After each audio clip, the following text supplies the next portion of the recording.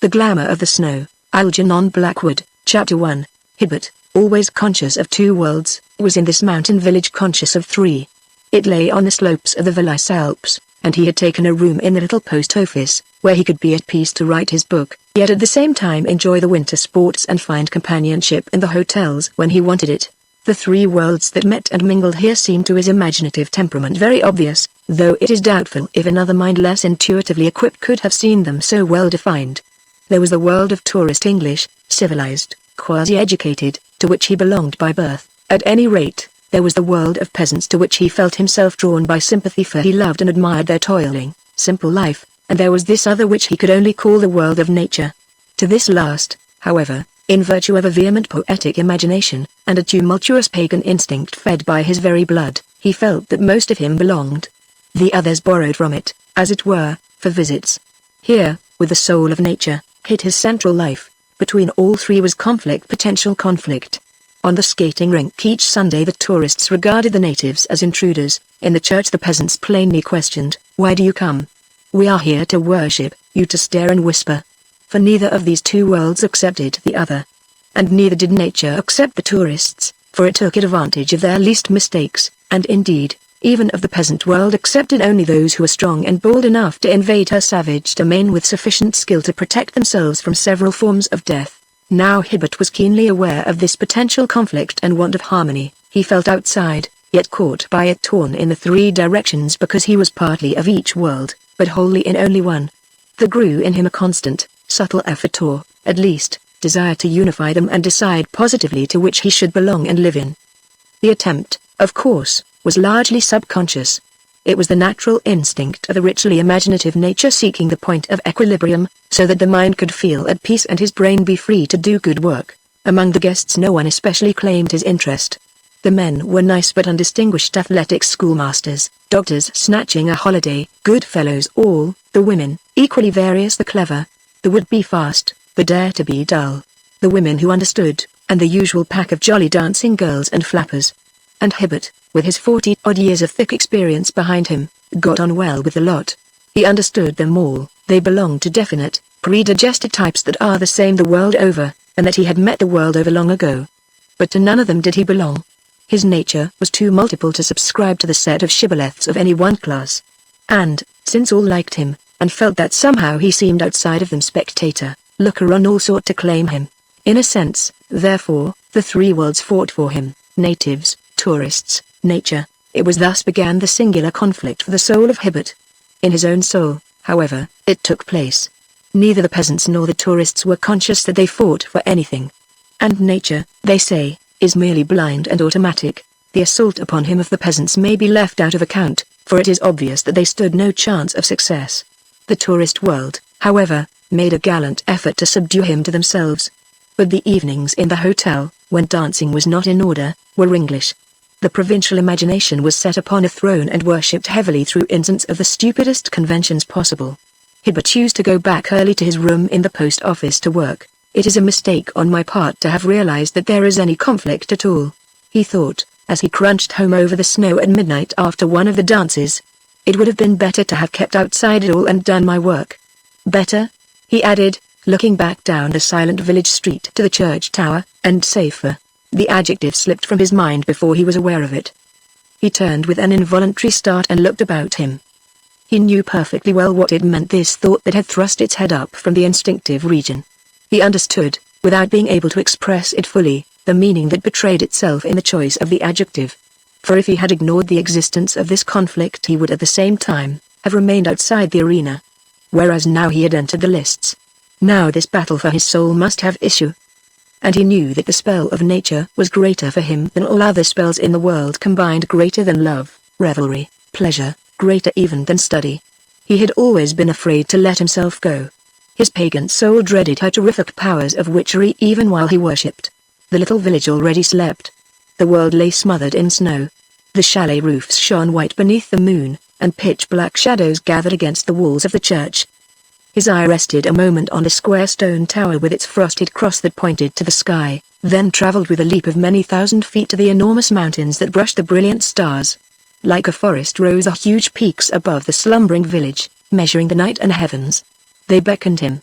and something born of the snowy desolation, born of the midnight and the silent grandeur, born of the great listening hollows of the night, something that lay twixt terror and wonder, dropped from the vast wintry spaces down into his heart and called him. Very softly, unrecorded in any word or thought his brain could compass, it laid its spell upon him.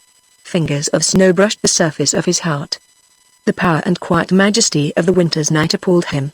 Fumbling a moment with a big unwieldy key, he let himself in and went upstairs to bed. Two thoughts went with him, apparently quite ordinary and sensible ones.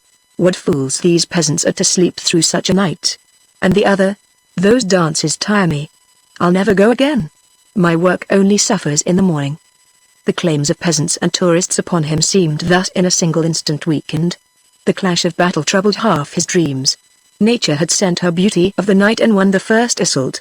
The others, routed and dismayed, fled far away. Chapter 2. Don't go back to your dreary old post office. We're going to have supper in my room, something hot. Come and join us. Hurry up. There had been a nice carnival, and the last party, tailing up the snow slope to the hotel, called him. The Chinese lantern smoked and sputtered on the wires. The band had long since gone. The cold was bitter and the moon came only momentarily between high, driving clouds. From the shed where the people changed from skates to snow boots he shouted something to the effect that he was following, but no answer came. The moving shadows of those who had called were already merged high up against the village darkness. The voices died away. Doors slammed. Hibbert found himself alone on the deserted rink, and it was then, quite suddenly, the impulse came to stay and skate alone. The thought of the stuffy hotel room, and of those noisy people with their obvious jokes and laughter, oppressed him. He felt a longing to be alone with the night, to taste her wonder all by himself beneath the stars, gliding over the ice. It was not yet midnight, and he could skate for half an hour. That supper party, if they noticed his absence at all, would merely think he had changed his mind and gone to bed. It was an impulse, yes, and not an unnatural one, yet even at the time it struck him that something more than impulse lay concealed behind it.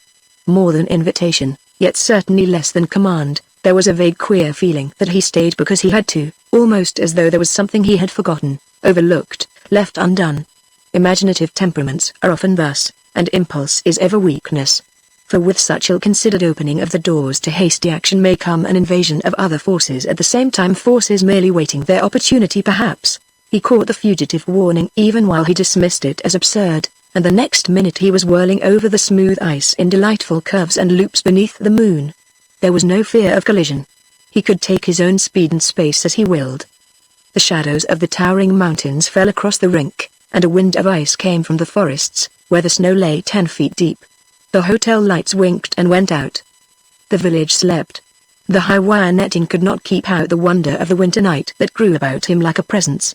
He skated on and on, keen exhilarating pleasure in his tingling blood, and weariness all forgotten. And then, midway in the delight of rushing movement, he saw a figure gliding behind the wire netting, watching him. With a start that almost made him lose his balance, for the abruptness of the new arrival was so unlooked for, he paused and stared. Although the light was dim, he made out that it was the figure of a woman and that she was feeling her way along the netting, trying to get in. Against the white background of the snowfield he watched her rather stealthy efforts as she passed with a silent step over the banked-up snow. She was tall and slim and graceful, he could see that even in the dark. And then, of course, he understood.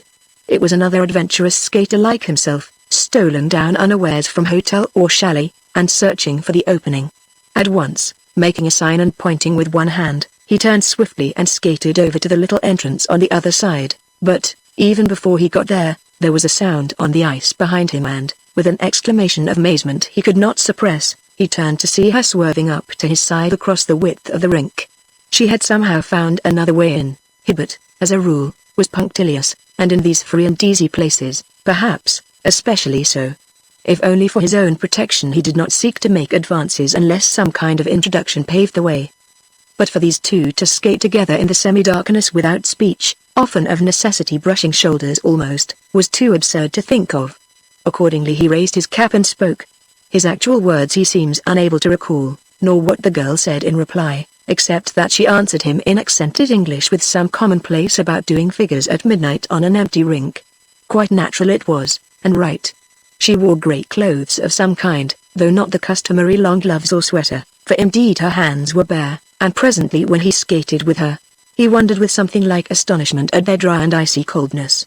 And she was delicious to skate with, supple, sure, and light, fast as a man yet with the freedom of a child, sinuous and steady at the same time. Her flexibility made him wonder, and when he asked where she had learned, she murmured he caught the breath against his ear and recalled later that it was singularly cold, that she could hardly tell, for she had been accustomed to the ice ever since she could remember, but her face he never properly saw. A muffler of white fur buried her neck to the ears, and her cap came over the eyes. He only saw that she was young. Nor could he gather her hotel or chalet, for she pointed vaguely, when he asked her, up the slopes. Just over there, she said, quickly taking his hand again. He did not press her, no doubt she wished to hide her escapade. And the touch of her hand thrilled him more than anything he could remember. Even through his thick glove he felt the softness of that cold and delicate softness. The clouds thickened over the mountains. It grew darker. They talked very little, and did not always skate together. Often they separated, curving about in corners by themselves, but always coming together again in the center of the rink, and when she left him thus Hibbert was conscious of missing her. He found a peculiar satisfaction, almost a fascination, in skating by her side. It was quite an adventure, these two strangers with the ice and snow and night. Midnight had long since sounded from the old church tower before they parted. She gave the sign, and he skated quickly to the shed, meaning to find a seat and help her take her skates off. Yet when he turned she had already gone. He saw her slim figure gliding away across the snow. And hurrying for the last time round the rink alone, he searched in vain for the opening she had twice used in this curious way. How very queer, he thought, referring to the wire netting. She must have lifted it and wriggled under, wondering how in the world she managed it, what in the world had possessed him to be so free with her, and who in the world she was. He went up the steep slope to the post office and so to bed, her promise to come again another night still ringing delightfully in his ears. And curious were the thoughts and sensations that accompanied him. Most of all, perhaps, was the half-suggestion of some dim memory that he had known this girl before, had met her somewhere, more that she knew him. For in her voice, a low, soft, windy little voice it was, tender and soothing for all its quiet coldness, there lay some faint reminder of two others he had known, both long since gone, the voice of the woman he had loved, and the voice of his mother. But this time through his dreams there ran no clash of battle. He was conscious, rather, of something cold and clinging that made him think of sifting snowflakes climbing slowly with entangling touch and thickness round his feet. The snow, coming without noise, each flake so light and tiny none can mark the spot where on it settles, yet the mass of it able to smother whole villages, wove through the very texture of his mind cold, bewildering, deadening effort with its clinging network of 10 million feathery touches. Chapter 3. In the morning Hibbert realized he had done, perhaps, a foolish thing. The brilliant sunshine that drenched the valley made him see this, and the sight of his work table with its typewriter, books, papers, and the rest, brought additional conviction. To have skated with a girl alone at midnight, no matter how innocently the thing had come about, was unwise, unfair, especially to her. Gossip in these little winter resorts was worse than in a provincial town. He hoped no one had seen them. Luckily the night had been dark. Most likely none had heard the ring of skates. Deciding that in future he would be more careful, he plunged into work, and sought to dismiss the matter from his mind. But in his times of leisure the memory returned persistently to haunt him. When he skied, luged, or danced in the evenings, and especially when he skated on the little rink, he was aware that the eyes of his mind forever sought this strange companion of the night. 100 times he fancied that he saw her, but always sight deceived him. Her face he might not know, but he could hardly fail to recognize her figure. Yet nowhere among the others did he catch a glimpse of that slim young creature he had skated with alone beneath the clouded stars. He searched in vain. Even his inquiries as to the occupants of the private chalets brought no results. He had lost her. But the queer thing was that he felt as though she was somewhere close. He knew she had not really gone. While people came and left with every day, it never once occurred to him that she had left. On the contrary, he felt assured that they would meet again. This thought he never quite acknowledged. Perhaps it was the wish that furthered it only. And, even when he did meet her, it was a question how he would speak and claim acquaintance, or whether she would recognize himself. It might be awkward. He almost came to dread a meeting, though dread, of course, was far too strong a word to describe an emotion that was half delight, half wondering anticipation. Meanwhile the season was in full swing. Hibbert felt in perfect health, worked hard, skied, skated, luged, and at night danced fairly often in spite of his decision. This dancing was, however, an act of subconscious surrender. It really meant he hoped to find her among the whirling couples. He was searching for her without quite acknowledging it to himself, and the hotel world, meanwhile, thinking it had won him over, teased and chaffed him. He made excuses in a similar vein. But all the time he watched and searched and waited. For several days the sky held clear and bright and frosty, bitterly cold, everything crisp and sparkling in the sun, but there was no sign of fresh snow, and the skiers began to grumble. On the mountains was an icy crust that made running dangerous. They wanted the frozen, dry, and powdery snow that makes for speed, renders steering easier and falling less severe. But the keen east wind showed no signs of changing for a whole 10 days. Then, suddenly, there came a touch of softer air and the weather-wise began to prophesy. Hibbert, who was delicately sensitive to the least change in earth or sky, was perhaps the first to feel it. Only he did not prophesy. He knew through every nerve in his body that moisture had crept into the air, was accumulating, and that presently a fall would come. For he responded to the moods of nature like a fine barometer. And the knowledge, this time, brought into his heart a strange little wayward emotion that was hard to account for, a feeling of unexplained uneasiness and disquieting joy.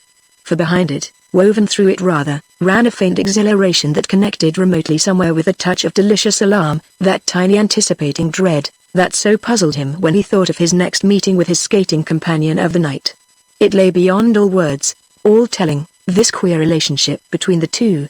But somehow the girl and snow ran in a pair across his mind. Perhaps for imaginative writing men, more than for other workers, the smallest change of mood betrays itself at once.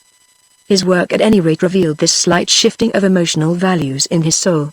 Not that his writing suffered, but that it altered, subtly as those changes of sky or sea or landscape that come with the passing of afternoon into evening imperceptibly. A subconscious excitement sought to push outwards and express itself.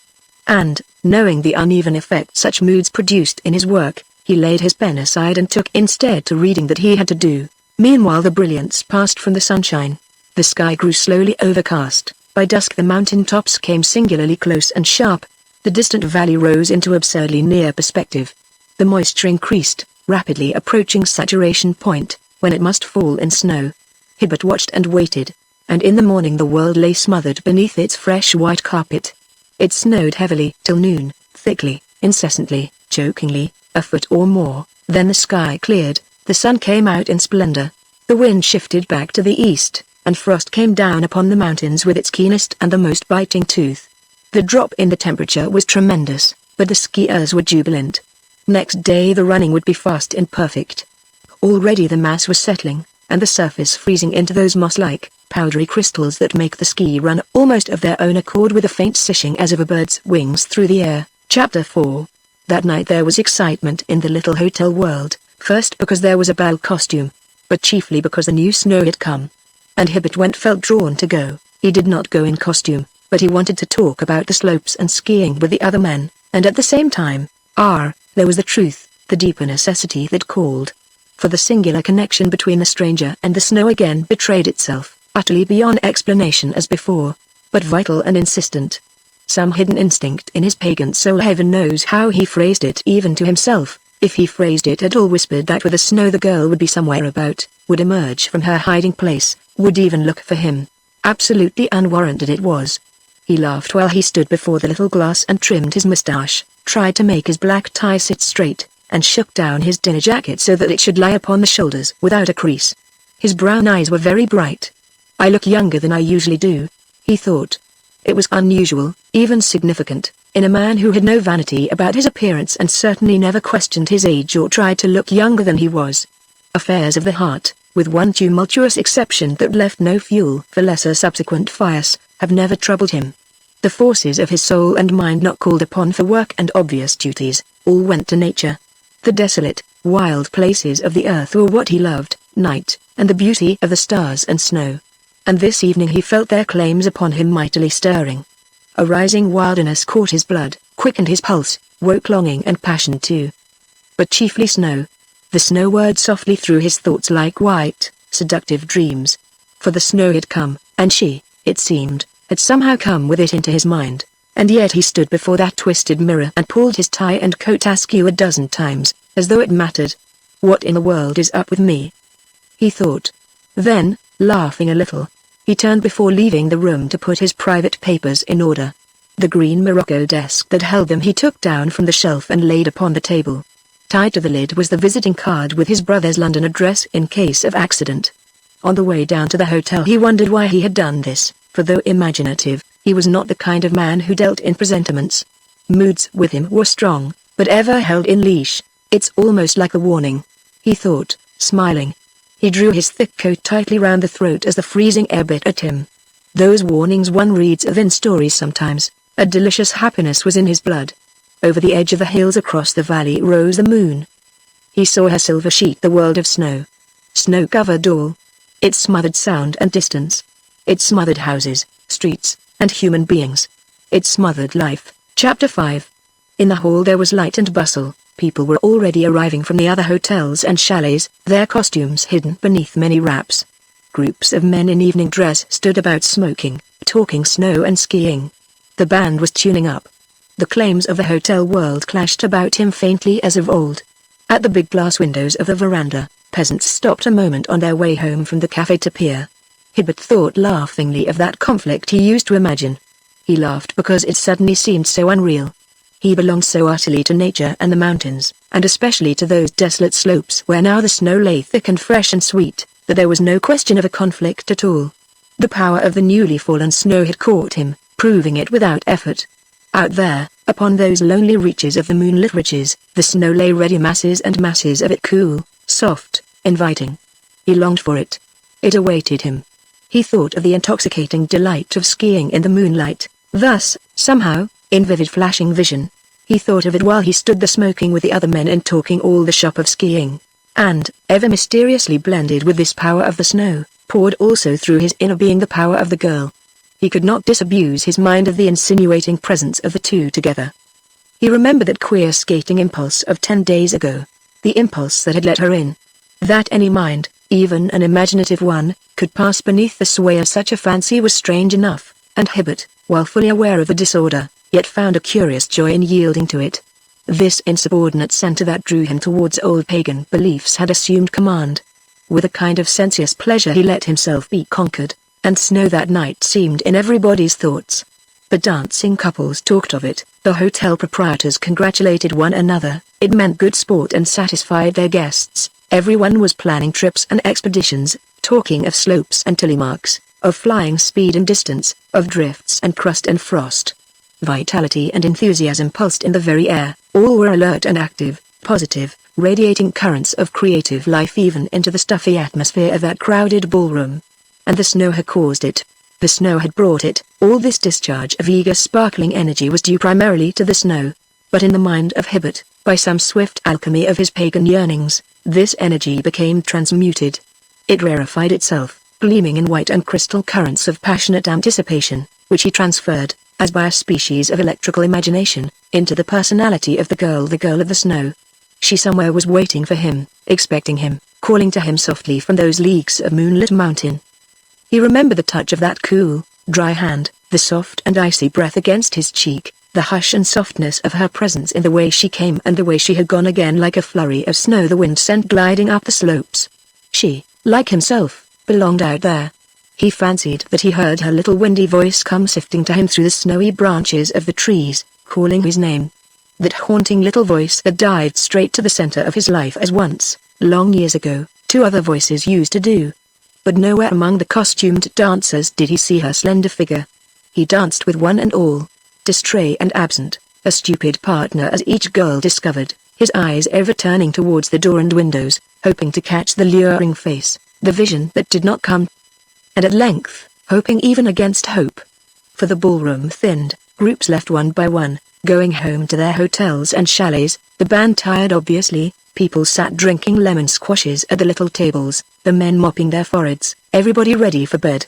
It was close on midnight.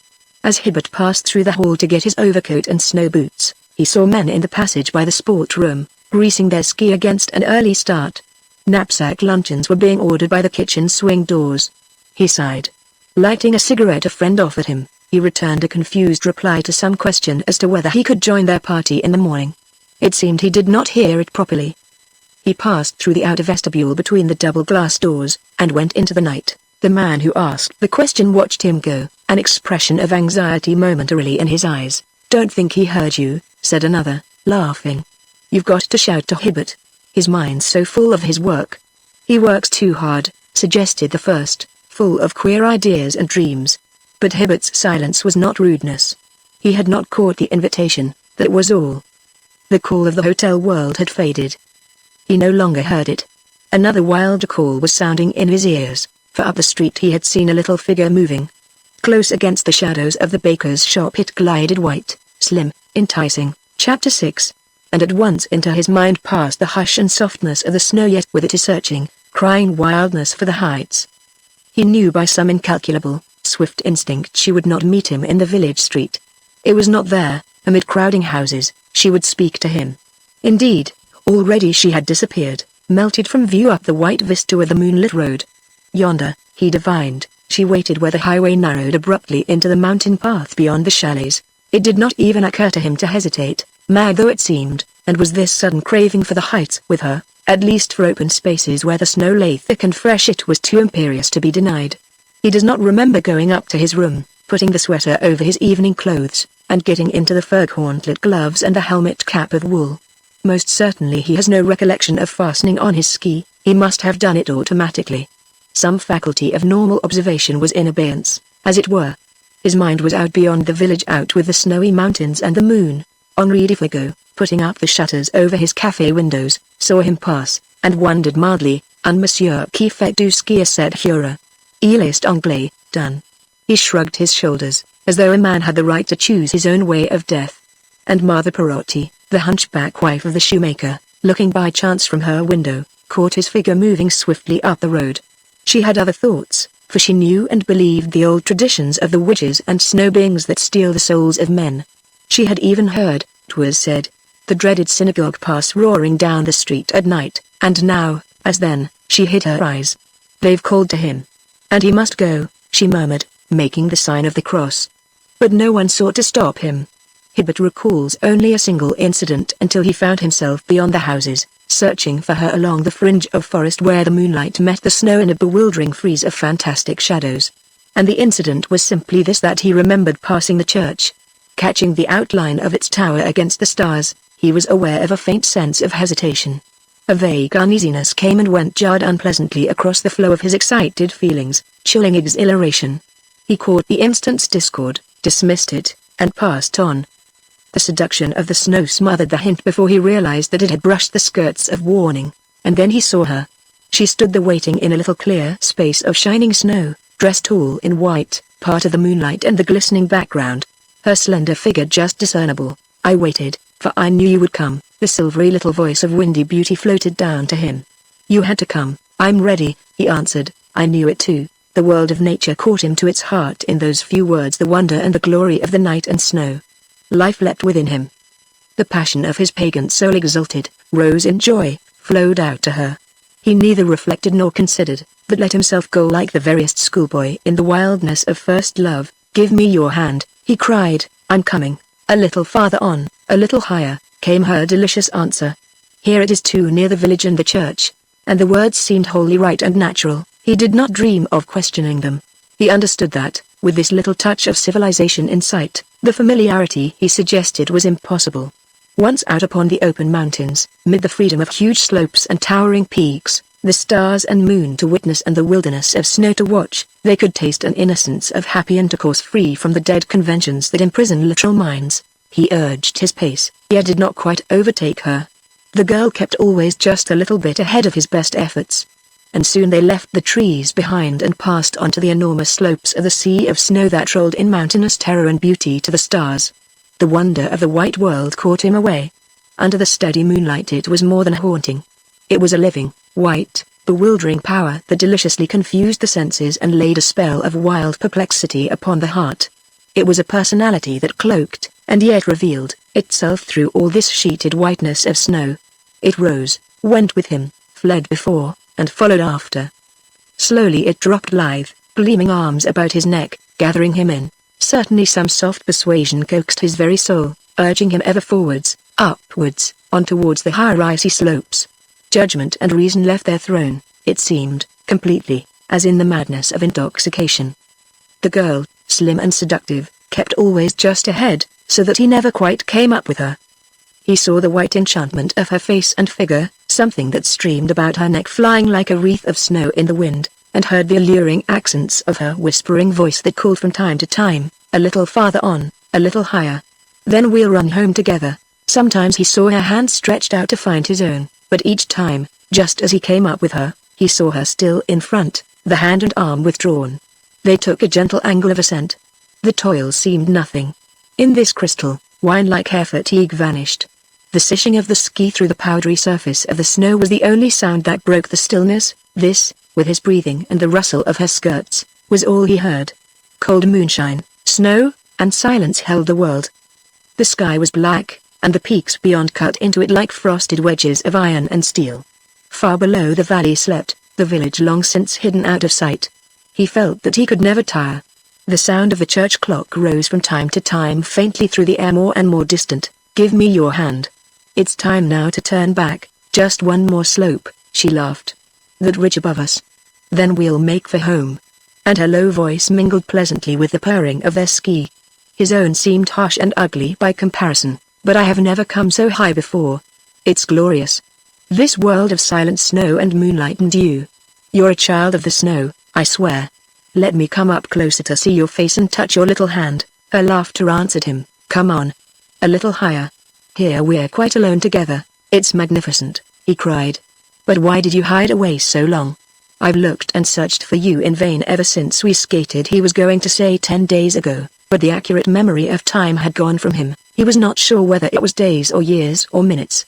His thoughts of Earth were scattered and confused. "You looked for me in the wrong places," he heard her murmur just above him.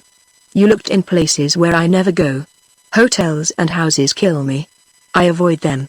She laughed a fine, shrill, windy little laugh. "I loathe them too." He stopped. The girl had suddenly come quite close.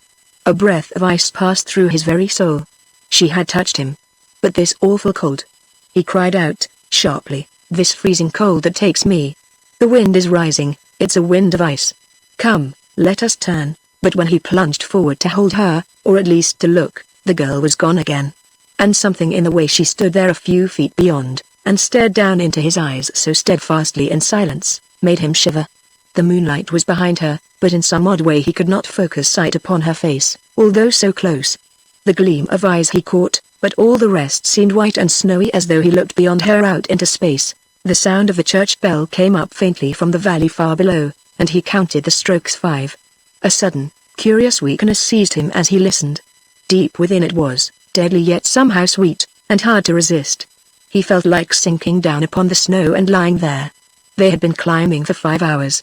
It was, of course, the warning of complete exhaustion. With a great effort he fought and overcame it. It passed away as suddenly as it came. "We'll turn," he said with a decision he hardly felt. "It will be dawn before we reach the village again. Come at once. It's time for home." The sense of exhilaration had utterly left him. An emotion that was akin to fear swept coldly through him. But her whispering answer turned it instantly to terror, a terror that gripped him horribly and turned him weak and unresisting. "Our home is here." A burst of wild, high laughter, loud and shrill, accompanied the words. It was like a whistling wind. The wind had risen, and clouds obscured the moon. "A little higher where we cannot hear the wicked bells," she cried, and for the first time seized him deliberately by the hand. She moved, was suddenly close against his face.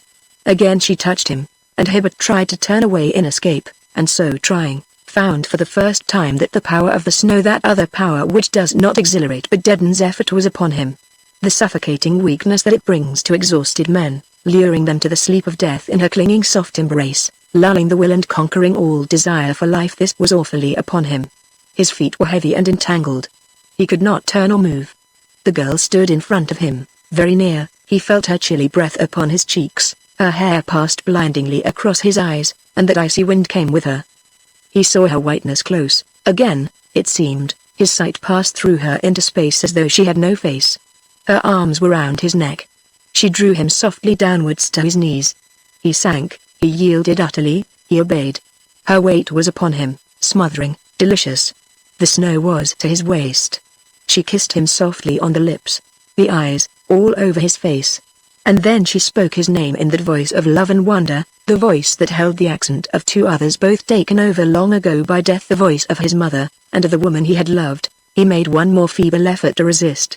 Then, realizing even while he struggled that this soft weight about his heart was sweeter than anything life could ever bring, he let his muscles relax, and sank back into the soft oblivion of the covering snow.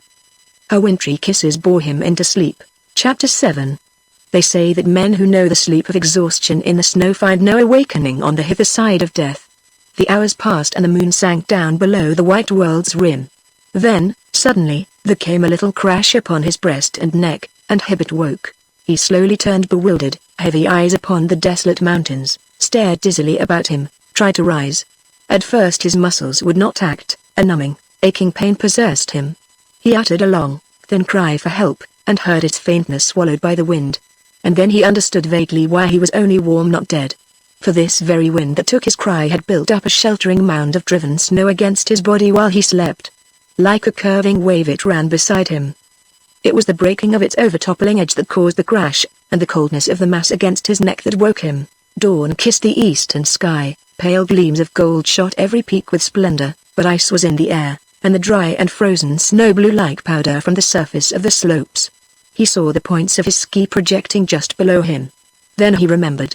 It seems he had just strength enough to realize that, could he but rise and stand, he might fly with terrific impetus towards the woods and village far beneath. The ski would carry him. But if he failed and fell, how he contrived it Hibbert never knew. This fear of death somehow called out his whole available reserve force. He rose slowly, balanced a moment, then, taking the angle of an immense zigzag, started down the awful slopes like an arrow from a bow. And automatically the splendid muscles of the practiced skier and athlete saved and guided him, for he was hardly conscious of controlling either speed or direction. The snow-stung face and eyes like fine steel shot, ridge after ridge flew past, the summits raced across the sky, the valley leapt up with bounds to meet him. He scarcely felt the ground beneath his feet as the huge slopes and distance melted before the lightning speed of that descent from death to life. He took it in 4-mile-long zigzags, and it was the turning at each corner that nearly finished him, for then the strain of balancing taxed to the verge of collapse the remnants of his strength. Slopes that have taken hours to climb can be descended in a short half-hour on ski, but Hibbert had lost all count of time. Quite other thoughts and feelings mastered him in that wild, swift dropping through the air that was like the flight of a bird. For ever close upon his heels came following forms and voices with a whirling snow dust. He heard that little silvery voice of death and laughter at his back. Shrill and wild, with the whistling of the wind past his ears, he caught its pursuing tones, but in anger now, no longer soft and coaxing. And it was accompanied, she did not follow alone. It seemed a host of these flying figures of the snow chased madly just behind him. He felt them furiously smite his neck and cheeks, snatch at his hands and try to entangle his feet and ski in drifts. His eyes they blinded, and they caught his breath away. The terror of the heights and snow and winter desolation urged him forward in the maddest race with death a human being ever knew, and so terrific was the speed that before the gold and crimson had left the summits to touch the ice lips of the lower glaciers, he saw the friendly forest far beneath swing up and welcome him, and it was then, moving slowly along the edge of the woods, he saw a light. A man was carrying it. A procession of human figures was passing in a dark line laboriously through the snow. And he heard the sound of chanting. Instinctively, without a second's hesitation, he changed his course. No longer flying at an angle as before, he pointed his ski straight down the mountainside. The dreadful steepness did not frighten him. He knew full well it meant a crashing tumble at the bottom, but he also knew it meant a doubling of his speed with safety at the end. For, though no definite thought passed through his mind, he understood that it was the village cure who carried that little gleaming lantern in the dawn, and that he was taking the host to a chalet on the lower slopes to some peasant in extremis. He remembered her terror of the church and bells. She feared the holy symbols. There was one last wild cry in his ears as he started, a shriek of the wind before his face, and a rush of stinging snow against closed eyelids, and then he dropped through empty space. Speed took sight from him. It seemed he flew off the surface of the world. Indistinctly he recalls the murmur of men's voices, the touch of strong arms that lifted him, and the shooting pains as the ski were unfastened from the twisted ankle. For when he opened his eyes again to normal life, he found himself lying in his bed at the post office with the doctor at his side.